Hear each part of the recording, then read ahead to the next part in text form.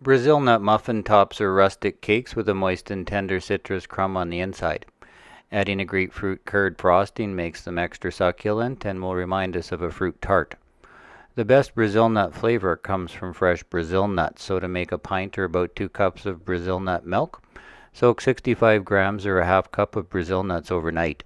The next day, rinse the nuts and blend with 375 grams of fresh water and a medjool date, then strain through a nut milk bag.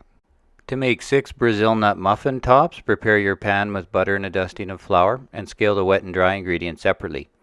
For the dry ingredients, rub 115 grams sugar with 2 grams of citrus zest and mix in 115 grams flour, 2 grams baking powder, and a gram of salt, leaving a little well in the center for the wet ingredients. Then mix with a fork 2 eggs, 25 grams Brazil nut oil, 50 grams Brazil nut milk, and pour into the well. Then mix to combine using the muffin method, which is to fold the dry into the wet ingredients until just combined, about 20 strokes, being careful not to overmix.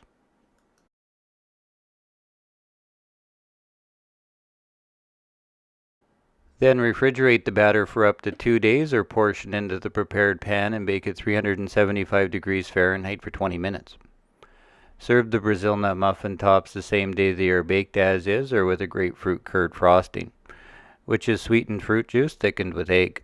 To make about a cup, place a mixing bowl on top of a pot of boiling water and whisk 100 grams grapefruit juice with 2 grams grapefruit zest, 60 grams sugar, and an egg for a few minutes until thick.